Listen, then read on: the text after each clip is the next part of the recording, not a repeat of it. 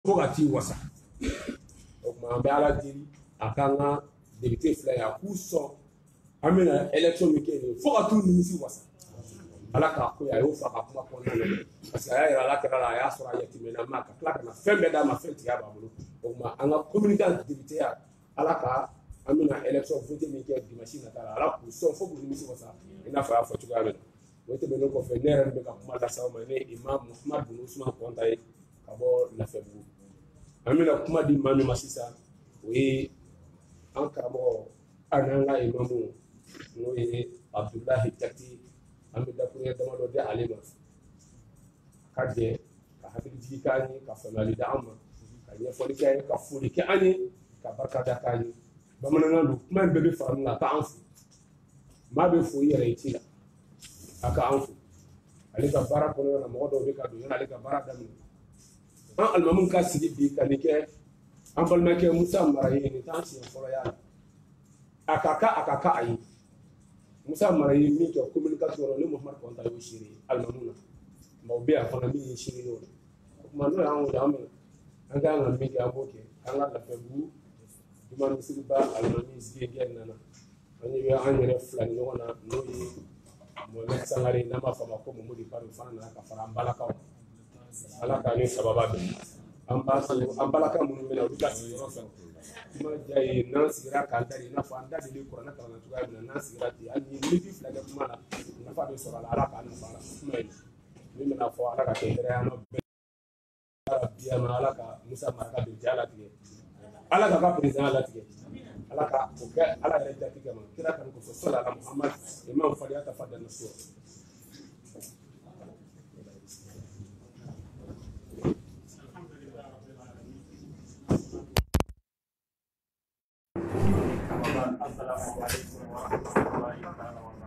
وعليكم السلام ورحمة الله تعالى وبركاته. الحمد لله أن خلق على التنوب على بركة. نصلي أما كنتم كنا يمكن إن سولا أن يكمل سولا. يا رب أمينا على سؤال كان سبتين. يا رب كل سولا يا رب جيرانا سلا كرمين ويام. وفامين من شيني الله. أكيد سوتنا سهرما كنا محمد عليه الصلاة والسلام. نقول نجلس Lumia yang betul salah konsultasi lawan cara berjalan kantor gerakan lawan zaman.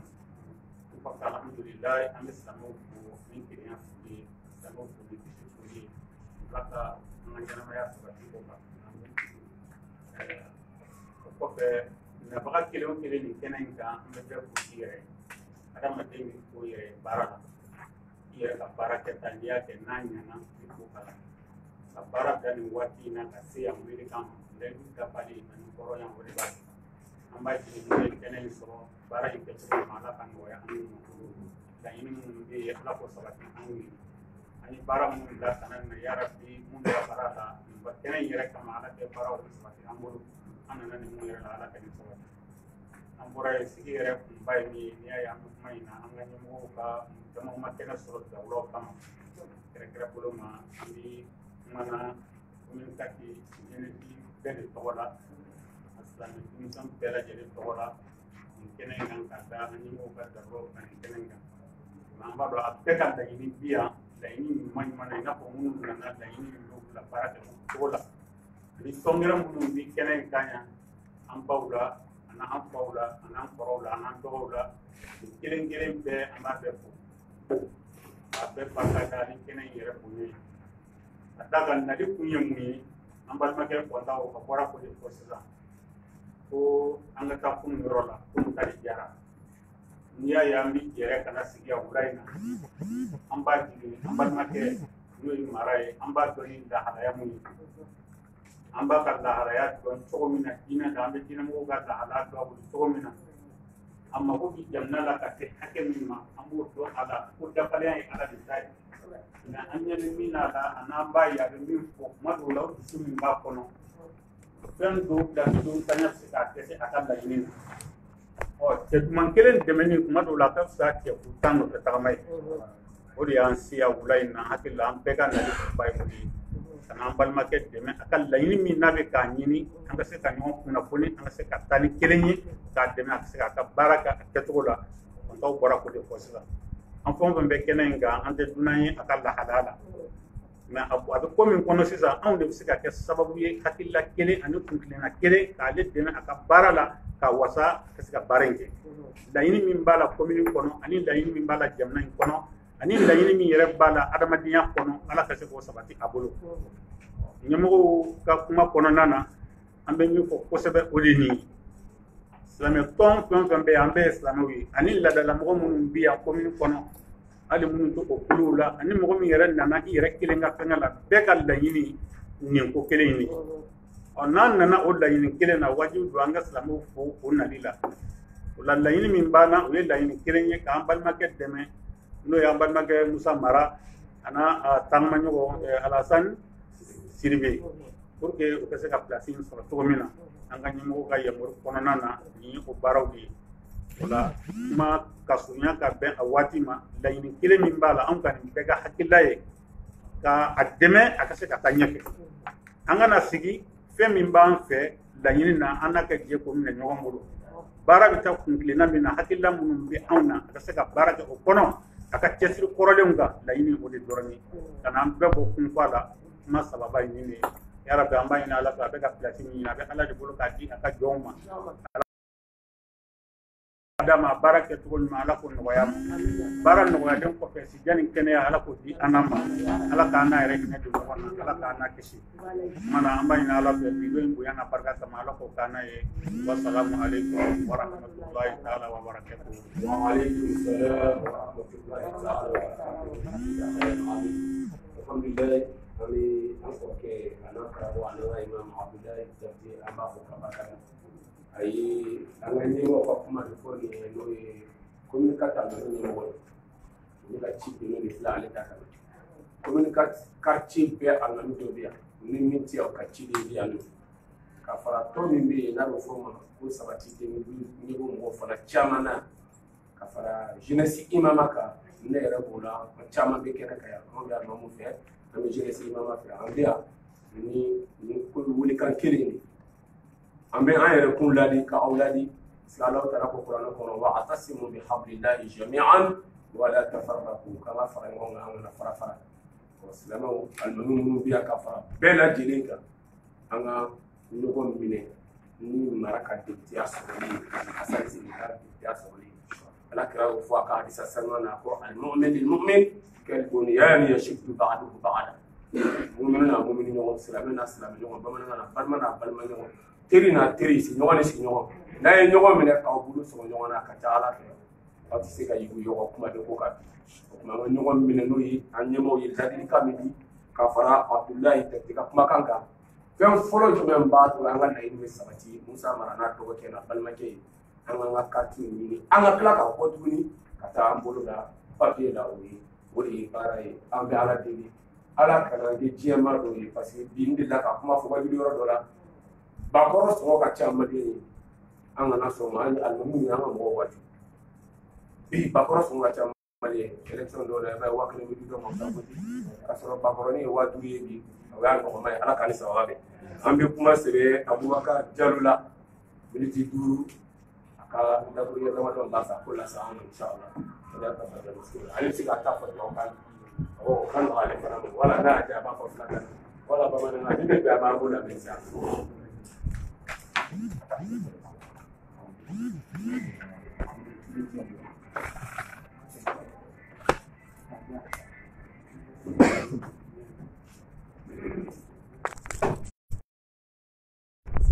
warahmatullah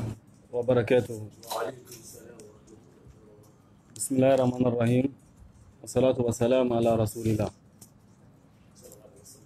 An balima silamɛw an b'aw fo ni silamɛya ka foli ye k'aw fo ni badenya foli ye k'aw fo ni sigiɲɔgɔnya foli ye an bɛ kɛnɛ min kan nin ye kunnawolo kɛnɛ de nin ye nisɔndiya kɛnɛ ye nin ye ka jɔn i yɛrɛ la ka jɔ i kolo la an ka foli kɛrɛnkɛrɛnnen an b'a di an ka député filaw ma n'o ye an ka futur députéw ye honorable Musa Mara, ancien premier ministre, ancien maire, en même temps Hassan Siribe, conseiller à la mairie de la commune 4. an ka foli kɛrɛnkɛrɛnnen an b'o di an ba ma n'o ye ba Jelika ala ka sija ni kɛnɛya kalifa ma i n'a fɔ présidente de commune kati kɔnɔ conseillère do mairie kɔnɔ an ka foli an b'a kɛrɛnkɛrɛn k'a di imam fɛn fɛn bɛ kɛnɛ kɔnɔ ka daminɛ Lassa fo Kalabanbugu an ka modérateur bɔra k'a fɔ kuma na ni mun tɛ ɲa u ka ciden bɛ yan o kɔfɛ an ka ɲɛmaa minnu bɛ commune kɔnɔ n'o ye an ka dignitaires ye laadalamɔgɔw dugutigiw ani leader d'opinion leader religieux an ka foli b'a kelen kelen bɛɛ lajɛlen ye jeunesse imama an ka foli b'a bɛɛ lajɛlen ye sabati 2012 min bɛ commune kɔnɔ an ka foli b'a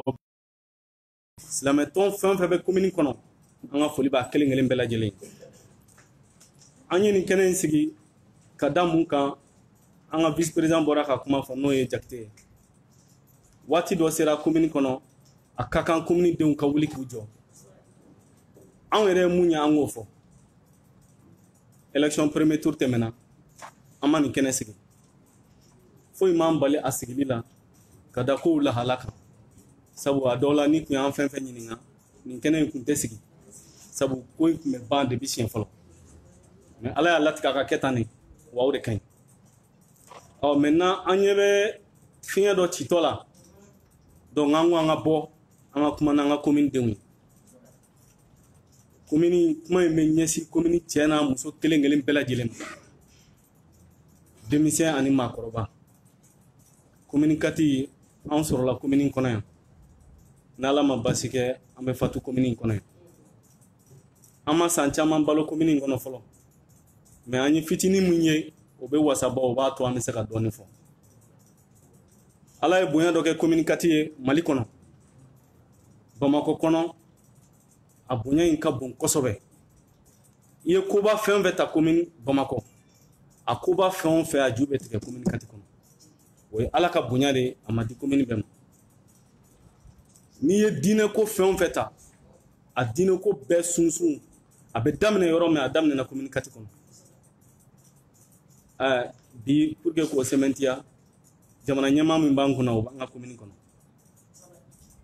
ala ye commune kati sɔn den dɔ la n'o ye Musa Mara n'a balimakɛ ye u bɔra cogo min ka don politique la an bɛ dɔɔni dɔn o la mais an ye société civile de an da tɛ politique ko la nka ni kuma min na ko gɛlɛyara société kɔnɔ société civile maa o maa bɛ yɔrɔ o yɔrɔ i bɛ interpeller i ka bɔ k'i jɔ i ka kuma ni ko ɲɛna a bɛ ɲɛ anw de ye commune kati kɔnɔ ni ko tiɲɛna a bɛ tiɲɛ anw de la commune kati kɔnɔ o hukumu kɔnɔna na n'i ye Musa Mara di commune dɔ mɔgɔw ma wallahi san b'a sɔrɔ u y'a minɛ ni bolo fila ye misaliya la ɲafunkɛkaw ye perewu yira maliyɛn bɛɛ lajɛlen na k'a ta tako kelen na hali a yɛrɛ tɛ dugu kɔnɔ ala ka segin n'a ɲuman mais ala y'o di anw ma ko basa sigiɲɔgɔn t'a dɔ sogo ye o degun de b'an ka commune kati kɔnɔ adamaden bɛɛ ye ala ye bɛɛ da ka bɛɛ dilan cogo dɔ la mais mun ye commune kungo ye bi politique mɔgɔ la commune kati kɔnɔ ma mɔgɔ ma mɔgɔ la hali k'a daminɛ président na ka n'a bila fo maa min donna a la bi sɔgɔmada in na ni mɔgɔ bɛ commune kati dɔn politique mɔgɔ la ka tɛmɛ mara kan n'a ma kɛ fɔlɔ a bɛ kɛ filanan ye pour que n kana kuma ka wasa donc o kama anw y'a jateminɛ an silamɛ denmisɛnw ka bɔ silamɛtɔn bɛɛ lajɛlen na communauté sufi b'o la imama b'o la jeunesse imama b'o la firkatu islahi b'o la association Fatumata Zahara INAFEM silamɛtɔn fɛn fɛn bɛ commune kati kɔnɔ an ko nin ye waati ye an ka bɔ an ka ko dɔ yira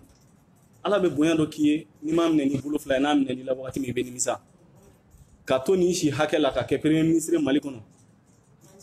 o man ca dɛ baara mun kɛra o kɔnɔ o ma dogo commune kati den si la donc ka da o bɛɛ lajɛlen kan premier tour tɛmɛnen kɔfɛ ala ye bonya d'u ma u ka parti n'o ka kɛ fɔlɔ ye o fɔlɔ kɔfɛ maa 20 liste 29 de tun bɛ compétition o liste 29 an y'a mɛn fan bɛɛ fɛ k'a fɔ ko bɛɛ taara fara an balimakɛ Ze kan n'o ye Amadi Sangare an balima don commune 4 den dɔ don an ka foli b'a ye kosɛbɛ k'a yira la anw ta tɛ juguya ye anw ta in ye sigida hami de an ta ye commune 4 hami de bi ni maa min bɛ commune 4 dɔn an bɛ kunnawolo ka daminɛ mara nana mairie kɔnɔ waati min kana bila bi la commune 4 kɛra a yɛrɛ ye ka daminɛ mara donna mairie kɔnɔ kana bila bi la a bɔra fɛnɛ ka baara kalifa maa min ma n'o ye Adama Berete ye Adama Berete tɛ fɔ maa ye commune kɔnɔ bilen donc o bɛ parti min na n'o ye député fɛnɛ sɔrɔ commune 1 kɔnɔ mun b'o dɛmɛ o ka baara la ne hakili la wasa kɛra o baara la ka ban donc ka da ko caman kan anw ye ŋaniya siri ni élection deuxième tour in na an bɛ bɔ k'an yɛrɛ yira dɔrɔn tɛ dɛ wa an bɛ bɔ ka commune den cɛ n'a muso kelen kelen bɛɛ alerter waati dɔ sera an ka sɔn an yɛrɛ ye ten politique tɛ bɔgɔ nɔni ye dɛ a politique fɛnɛ tɛ essayement ye k'a fɔ ko dɔ cɛ ka ɲi an k'o layɛ bi n'o ma ɲɛ an k'o jigin ka dɔ wɛrɛ ta o de ye Mali coro bɛɛ b'a fɔ a ka tubabukan duman na l'homme c'est l'homme qu'il faut à la place qu'il faut bi maa min bɛ yen n'o n'a ka kan an ka yeta la n'an ka adamadenya la silamɛyaw tɔgɔ la jeunesse bɛɛ lajɛlen tɔgɔ la commune 4 kɔnɔ ma mɔgɔ bɔ mɔgɔ la hali ni maa min t'a fɛ bɛɛ bɛnn'a kan k'a fɔ ko mara ye baarakɛla ye bɛɛ bɛnn'o kan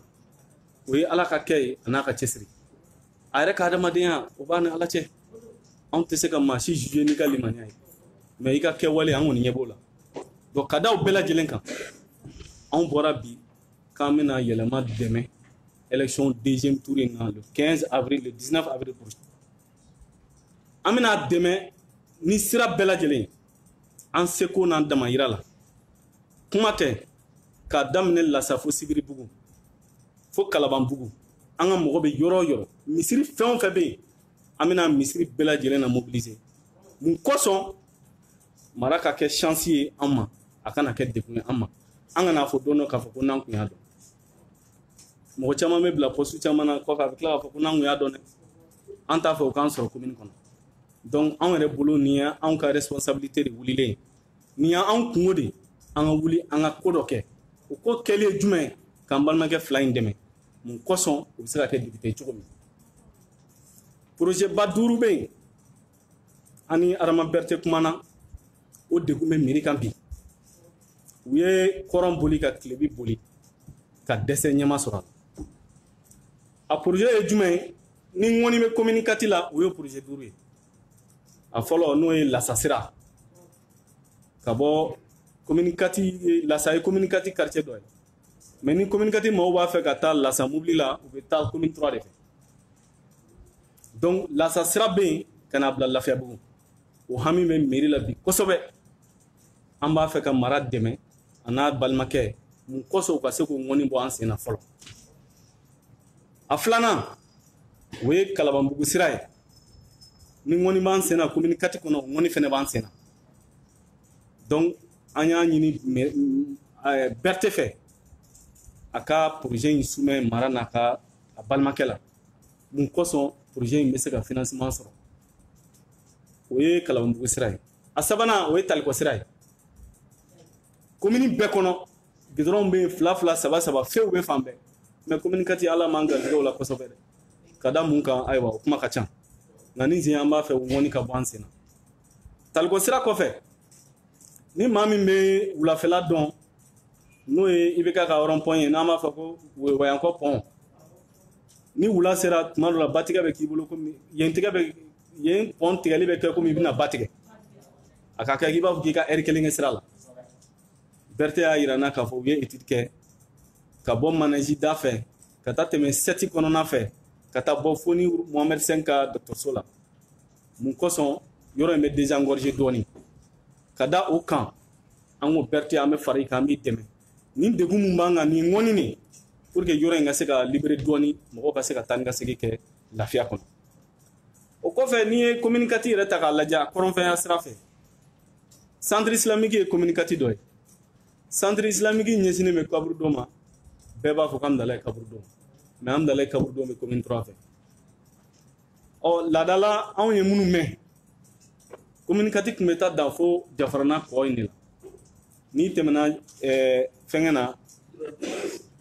comment dirais-je imansi la i bɛ se pont min ma communicatif tun bɛ dan yen mais yɛlɛma donna la a bɛ se ka segin communicatif ma cogo di an bɛ ka mara dɛmɛ walasa u ka se k'an dɛmɛ ni projet ninnu na ninnu bɛ se ka passer cogo min na sabu an bɛɛ lajɛlen bɛ assemblée kɔnɔna kow dɔn tiɲɛ don dɔ bɛna fɔ ko nin tɛ député ka baara ye an b'a kalama kojugu député ka baara ye mun ye o ye ka loi voter i n'a fɔ a yɛrɛ ye layidu kan caman sɛbɛn papier la n y'o di aw ma député ka baara ye ka loi voter ka proposition de loi kɛ ka gouvernement ka action contrôler a banna député ka baara filɛ nka député ka baara dɔ fana ye jumɛn ye ka ŋaniya ɲuman ɲini ka dɛmɛ sira ɲuman ɲini ka ɲɛsin sigida ma o ye député ka baara ye ni mairie ye projet ɲɛnaman sɔrɔ ka waati minɛ ka na bila sisan o ma se ka ɲɛ sɔrɔ ni mara b'an bolo an kɔni bolo baara ɲɛna donc ka da nin degun ni kungo in bɛɛ lajɛlen kan anw y'a ŋaniya n'an bɛna an ka dɛmɛ se yɛlɛma lisi ma kun caman bɛ a la nin y'a kumaba dɔw ye ka da kan an bɛ waati min na o waati in kama an ma se ka yɔrɔba ta sabu a fɔra fara ɲɔgɔn kan kana kɛ ka tɛmɛ maa 50 kan an y'an wasa don maa damadɔ min na o de ye nin ye donc kuma min tun b'an bolo ka maaw hakili dayɛlɛ k'a fɔ maa bɛ se ka kɛ député ye mais ni donna assemblée kɔnɔ ni cogoya dɔ ye mɔgɔ ka juru tɛ k'i la dɛ mais n'i taara sira dɔ fɛ i bɛ kunna wolo bamanankan don bɛɛ b'a ka faamu sɔrɔ kuma in kɔnɔ o kama an bɛ ala deli halisa ala ka laɲini sabati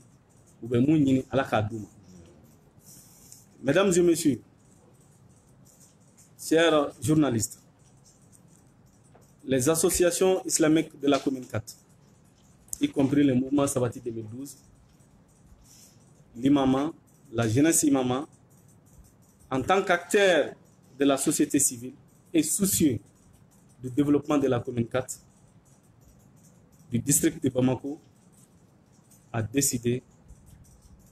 de se prononcer face à cette élection qui est le deuxième tour. Et pourquoi ce choix? Parce que nous avons compris, être député, ce n'est pas un métier, mais c'est une personnalité. La commune 4 a eu la chance d'avoir un homme qui s'appelle Hassan Sidibé, un homme qui s'appelle Moussa Mara, qui n'est à présenter à personne.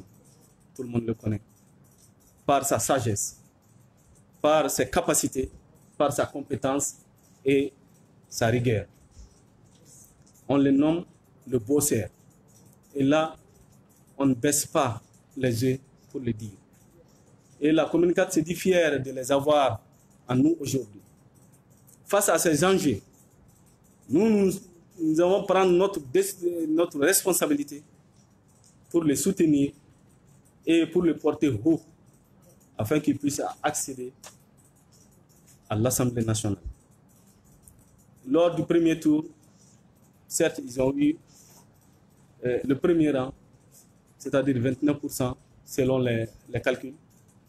Mais cette fois-ci, nous souhaitons qu'ils puissent avoir plus.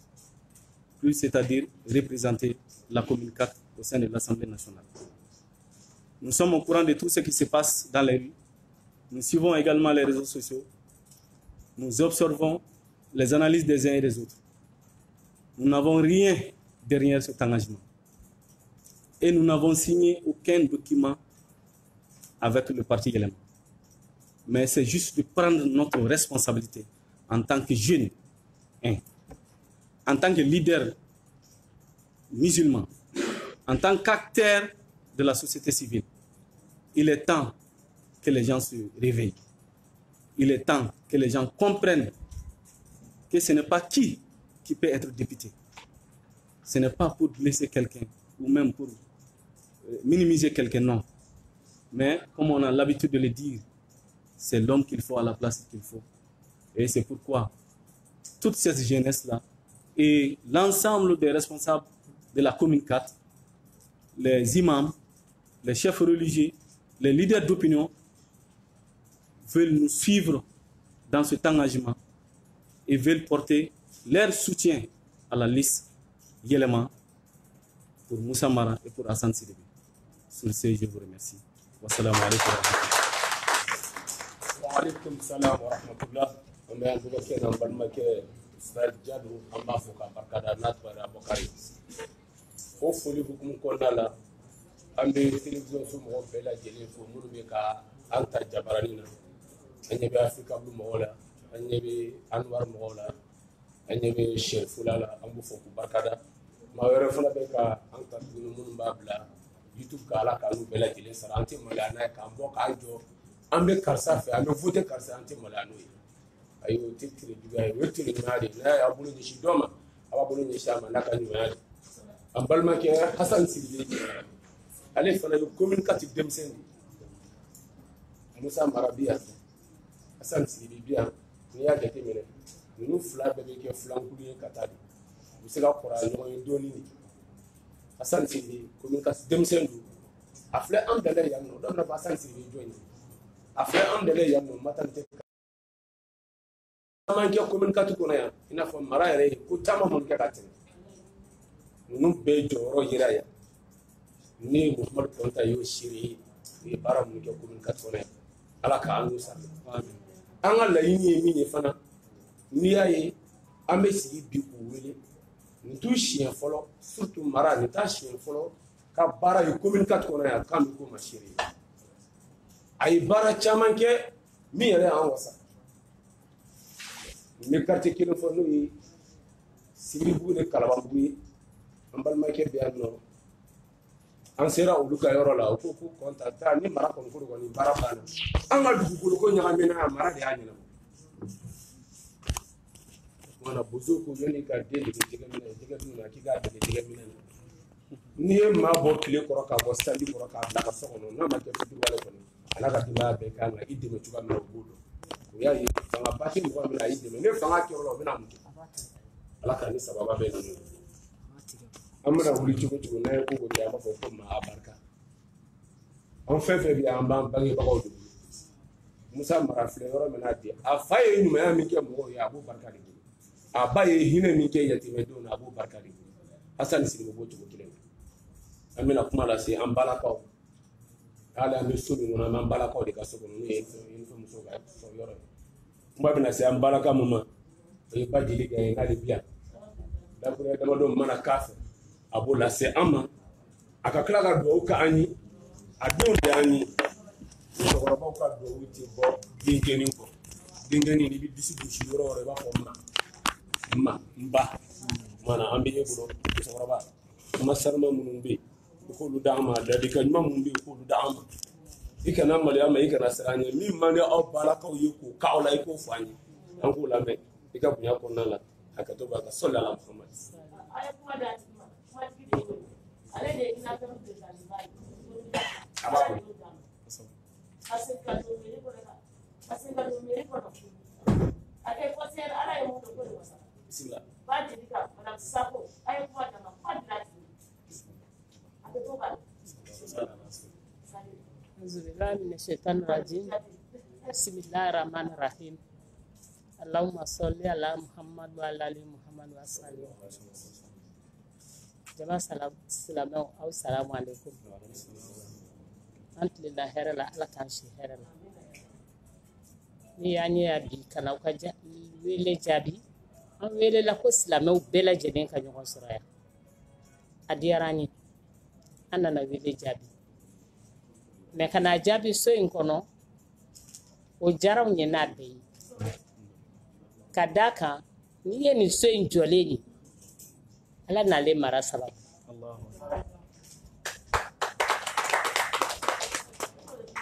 siège ɲinina yɔrɔ bɛɛ commune 4 ka une association nationale mais a bureau ɲinina yɔrɔ bɛɛ siège ɲinina yɔrɔ bɛɛ a ma sɔrɔ an sɔrɔla yan ala ni mara sababu a sɔrɔla mais a jɔli ma nɔgɔya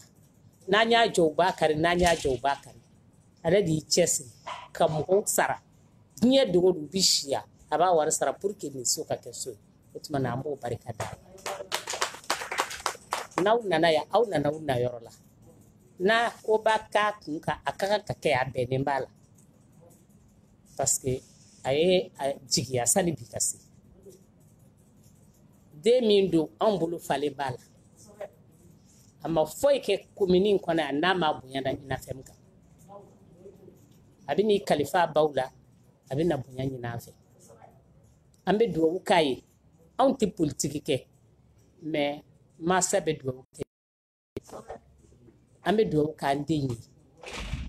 an bɛ dugawu k'a n'a baden ye komini ka hɛrɛ bɛ min na ala k'a nɔgɔya den ni an b'a deli ala fɛ a k'a nɔgɔya ye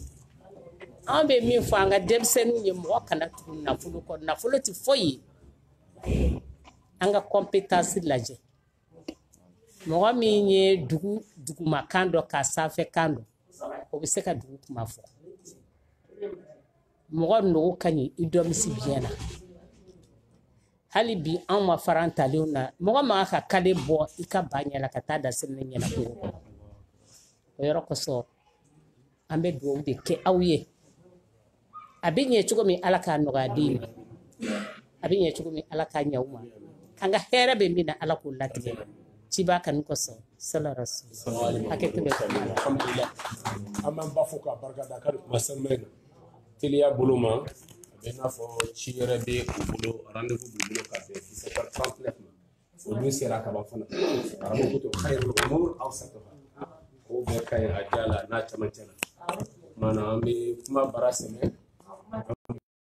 an ka député la an ka commune kati député ala y'a k'a ye kaban ko ala k'a kɛ ten ani a balimakɛ n'a dɔgɔkɛ ani ne yɛrɛ sinakɛ n'o ye Hasani ye an bɛ kuma in di an balimakɛ ma hakilina min b'a fɛ a b'o fɔ o la an ka imamu Yahya Dagamɛ Sadiya o ye dugawu fɔlɔ kɛ filanan Jona Sɛk Tarawele b'o kɛ sabanan an bɛ jɛ ka fatiha kalan ɲɔgɔn fɛ ka jama labila inchallah. Bien, aw bɛɛ n'u la an b'a fɔ ko an tilenna yɛrɛ la ala ka wula garijɛgɛ ɲuman d'an bɛɛ ma an bɛ aw bɛɛ fo aw nana sira o sira fɛ min ye an balakaw ye n'o ye tanti Jelika n'a ka mɔgɔw ye UNAFEM ka se jeunesse imama ma sabati association fɛn fɛn bɛ kɛnɛ in kan an bɛ aw bɛɛ fo aw ka nali la kɛnɛ in kan ne balimakɛ Hasani Sidibe ani n yɛrɛ ani an ka tɔn baarakɛla minnu bɛ kɛnɛ in kan u bɛ aw bɛɛ fo aw ka nali la kɛnɛ in kan kɛnɛ in ye aw ka kɛnɛ de kɛnɛ in ye commune 4 kɛnɛ de ni maaw ma faamuya ka ɲa u b'a fɔ ko nin ye yɛlɛma ka ko labɛnni ye mɛ kuma daminɛ ni min ye fɔlɔ nin tɛ yɛlɛma ka ko labɛnni ye balimakɛ Jalo min sigilen filɛ ne kɛrɛfɛ ale de ye ci se ne ma kunu ko an ka hakilinaw ani an tɛmɛsiraw commune kɔnɔ an ka a ci aw ma ka aw dɛmɛ ka faamuyali kɛ dɔɔni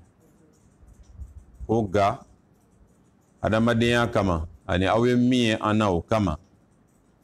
aw ye décision ta ka anw ka kulu dɛmɛ fi sabililayi ko a ka d'a ye fɛnɛ ko bi wulada in na kɛnɛ in kan an ka na a ka kɛ an ɲɛna donc nin ye aw ka kɛnɛ ye a ye anw wele a diyara an ye fɛnɛ ka da lahala kelen de kan o ye mun ye aw filɛ ka société civile ka jɔyɔrɔ lakika de bila sen kan ne bɛ deli k'a fɔ ngo politique mɔgɔw bɛ ɲɛmaya ɲini société civile b'i sigi k'u lajɛ min ka ɲi société civile ka faamuyali la société civile b'i bolo ɲɛsin o ma ka sɔrɔ a ma fɛn ɲini a fɛ fi sabililayi n'i ye politique mɔgɔ sugandi ka sɔrɔ a ma fɛn d'i ma a kɛra i ka jɔn ye wa ni hɔrɔn do fɛnɛ a kɛra i ka jɔn ye siɲɛ fila an ka diɲɛ jamanaba bɛɛ n'aw y'a lajɛ k'o bɛ kɛta ten k'a ye jamana ninnu de kɔnɔ mɔgɔw de bɛ fɛn b'u kun k'a di politique mɔgɔw ma ka tila ka politique mɔgɔw dɛmɛ ni politique mɔgɔw sigira sisan sa u ye min fɔ u b'o kɛ wa n'u m'o kɛ fɛnɛ mɔgɔ min y'u sigi siɲɛ wɛrɛ u b'u bɔ yen u bɛ maa wɛrɛ sigi u place la o de ye démocratie lakika ye o de bɛna ni ɲɛta ye mais ni e ye fɛn minɛ politique mɔgɔ la e yɛrɛ bɛ sɔn ka maloya k'a fɔ ko ka fɛn k'i ye o parce que o kɔrɔ ko ye san de ka ɲɛmaya sɔrɔ o de bɛ ka an ka jamana in tɔɔrɔ o de bɛ ka an ka jamana in to dingɛ kɔnɔ a ye an weleli min kɛ k'a fɔ an ɲɛna aw bɛ fɛ ka an dɛmɛ a diyara an ye an bɛ dugawu kɛ ala k'a kɛ commune ka ɲɛta sira ye anw fɛnɛ bɛ min fɔ aw ye anw ye kalikan fɛn fɛn kɛ a kalikan si an b'a fɔ an da dɔrɔn na dɛ an y'a sɛbɛn ka tila k'a di aw ma ni ala ye an dɛmɛ an ka ɲɛmaya kɛ an b'a ɲini aw fɛ aw ka tugu an kɔ ka o kalikan ninnu batoli k'a lajɛ ni an y'a kɛ a y'a fɔ communicati mɔgɔw ye n'an m'a kɛ an b'a ɲini aw fɛ aw k'a fɔ communicati mɔgɔw ye n ye min fɔ nin de ye démocratie ye kɔfɛmɔgɔw bɛ ɲɛfɛmɔgɔw sugandi fisabililayi ka tila k'a sigi k'a lajɛ ɲɛmaya kɔnɔ n'a taara sira ɲuman fɛ u n'a bɛ jɛ k'a kɛ ɲɔgɔn fɛ n'a taara sira jugu fɛ u b'a kɛlɛ wa n'u kan ka bɔ yen fɛnɛ u b'a bɔ yen nin sira de dayɛlɛnnen filɛ société civile kulu dɔw ye an dɛmɛ n ye nin kuma kelen de fɔ a kɛnɛw kan n ko nin ye fɛn dɔ de daminɛtɔ ye an ka jamana in kɔnɔ an b'a ɲini ala fɛ nin de ka kɛ norme ye nin de ka kɛ sira normal ye an ka jamana kɔnɔ ni nin kɛra sira normal ye an ka jamana kɔnɔ sisan kow bɛɛ bɛ dilan maa si tɛ ta ni poche kɔnɔna ye maa bɛ ta ni danbe ni tɛmɛsira ni hakilina ani i ye min kɛ ani i bɛ fɛ ka min kɛ maa bɛ ta ni o de ye wa ni ɲɛmaaw taara ni o ye sisan a tɛ mɛn yɛrɛ jamana bɛ yɛlɛma poche kɔnɔna de kɛlen bɛ ka maaw sugandi maa o maa i sera anw ma nin élection in na ko nin di an ma an ma dɔrɔmɛ kelen di maa ma hali premier tour tɛmɛnen an ni maa o maa kumana k'olu ye candidat ye ko alliance fɛn fɛn ye wariko kuma fɔ an ko ayi n ko wariko kuma tɛ fɔ politique la jamana jɔli jamana dilanni kuma de bɛ fɔ politique la n'i ko o ani bɛ jɛ n'i ko ko wari i bɛ tɛmɛ n'i ka sira ye parce que anw tɛ don politique la wariko la wa an tɛ wari di maa ma i ka bɔ t'an ye an y'o daminɛ kunu an b'o la bi ni ala sɔnna an bɛ t'o la fo don min na ala y'an ka kalifa minɛ na parce que o t'an ka ko faamuyali cogo ye nin y'o de dayɛlɛntɔ ye an b'a ɲini communiqué cɛ ni muso ani denmisɛnnin ni maakɔrɔba bɛɛ fɛ an ka nin misali ɲumanw an ka tugu ninnu kɔ an ka sugandili kɛ ni hakilina ye an ka sugandili kɛ ni fɛn wɛrɛ ye min tɛ wari ye n'an bɛ fɛ k'an ka commune bila sira ɲuman kan anw kɔni b'a ɲini aw fɛ an ye o kalikan minnu ta n'a sɛbɛnnen don an b'a ɲini aw fɛ aw k'o suit an bolo ni ala y'an dɛmɛ tuma ni tuma an b'a ɲɛfɔ commune kɔnɔ an ye min kɛ an ma min kɛ an dɛsɛra min na an sera ka min kɛ nin mandat bɛɛ kɔnɔ inshallah wa an b'a kɛ fɛnɛ an tɛmɛna o sira kelen fɛ maire kɔnɔna la an ye baara kɛ n'o hakilina kelen de maire kɔnɔna la donc aw ka da la député kɔnɔna fɛnɛ an bɛ baara kɛ ni o de an bɛ aw fo ka segin ka aw fo a ka kan ka nin walan parce que sisan fɛn o fɛn mana kɛ ko k'a kɛlen bɛ ka fɛn dɔ d'u ma dɛ dɔrɔmɛ kelen ma tɛmɛ an ni ɲɔgɔn cɛ wa dɔrɔmɛ kelen tɛ tɛmɛ an ni ɲɔgɔn cɛ nin ye commune kunkanko nin ye jamana kunkanko nin y'an ka diɲɛlatigɛ n'an ka diinɛ kunkanko de ye adamadenya kunkanko de ye nin tilennenya ni ladiriya kɔnɔna la ala k'an to ɲɔgɔn ye ala k'a kɛ commune kumabɔli sira ye ala k'a kɛ jamana kumabɔli sira ye ala ka élection ɲuman tɛmɛ bɛn ni karama kɔnɔ ala ka jamana kisi banajugu in ma ala ka banajugu in ta ka bɔ an ka jamana kɔnɔ hɛrɛ ni baden na fɛn tanyana maliko la ala ka hinɛ bɛɛ la hali bi joli bɔnna an ka jamana kɔnɔ sɔrɔsiw maliko la ala ka hinɛ taaba ninnu bɛɛ la ala k'u kɔ barika. Mesdames et messieurs, population de la commune 4, leaders religieux ici, UNAFEM, Jeunesse Imama, Sabati, Filkatoul et toutes les autres organisations religieuses, je voudrais vous remercier. Vous remercier au nom du parti Yelema et au nom de mon frère Hassan Sidibé et de moi-même. La cérémonie à laquelle nous assistons est une cérémonie organisée par les leaders et organisations religieuses de la commune 4. Nous, candidats, nous avons été invités à cette cérémonie pour qu'on vienne simplement nous notifier le soutien de toutes ces organisations en raison de ce que nous avons été, en raison de ce que nous sommes et en raison de ce que nous nous engageons à faire. Je voudrais d'abord insister sur le fait qu'il n'y a aucune espèce d'arrangement, d'accord ou de paiement de quoi que ce soit entre nous et les organisations religieuses.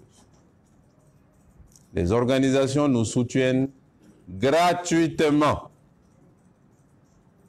et j'estime que c'est historique. Notre pays est sur une très mauvaise pente parce que la démocratie commence à devenir du marchandage. On vote pour, on choisit pour de l'argent, on soutient pour de l'argent. Et tant que le pays sera dans cette direction, il n'ira nulle part. Parce que c'est le lit de la corruption, c'est le lit du vol, c'est le lit du trafic d'influence, c'est le lit de toutes les malversations possibles que nous créons en marchandisant les élections. Moi, personnellement, je me suis toujours refusé à donner quoi que ce soit à qui que ce soit pour me soutenir. Nous ne l'avons jamais fait et nous ne le ferons jamais. Nous avons perdu des élections, nous avons gagné des élections, mais nous n'avons jamais acheté de voix et nous ne le ferons jamais. Et qui que ce soit qui le fera en notre nom, nous ne le pardonnerons pas. Donc ici, c'est un événement historique. Des organisations de la société civile décident de soutenir gratuitement, sans aucune contrepartie, un candidat. La seule contrepartie, c'est que le candidat s'engage à respecter ses promesses. Nous n'avons pas simplement dit nos promesses oralement, on les a écrites. Et donc je vous demande, si nous sommes élus, que vous nous suivez pas à pas par rapport au respect de nos promesses. Si nous les respectons, nous vous demandons de le dire. Et si nous ne les respectons, nous vous demandons de le dire aussi. Je pense que c'est comme ça que nous allons faire de notre démocratie une vraie démocratie. Que les gens soient élus sur leurs valeurs. La société civile les suit de manière indépendante. Et s'ils ne sont pas bons, la société civile les vire. Je pense que si on commence à travailler comme ça, demain et après-demain sera bon pour le Mali. Mais tant que c'est la poche qui choisit, le pays sera toujours dans le trou de la corruption. Et c'est ce que nous constatons malheureusement aujourd'hui. Donc vraiment, merci et encore merci. Merci pour ce que vous venez de faire, mais merci pour ce que vous avez ouvert pour le pays. Parce que je vous assure que d'autres exemples vont suivre. Je vous demande, société civile, de rester indépendante, de choisir sans aucune contrepartie et de sanctionner si les élus ne sont pas à la hauteur. C'est là où on aura une vraie société civile Et c'est là où on aura de vrais élus. Ça, c'est notre combat. Et nous allons nous battre pour le réaliser dans le pays. Donc, merci encore une fois. Que Dieu aide notre commune. Qu'il fasse que les élections se passent dans les meilleures conditions, dans l'entente, dans la sécurité, dans la santé. Que Dieu préserve notre pays de la maladie Covid-19 et tous les autres pays du monde. Et que Dieu aide notre pays à sortir de l'insécurité, du terrorisme et de la violence. Inch'Allah, ça se fera. Merci à vous tous et à vous tous. C'est ce que je voulais vous dire aujourd'hui. Encore une fois, merci et vive le Mali. Alhamdulillah.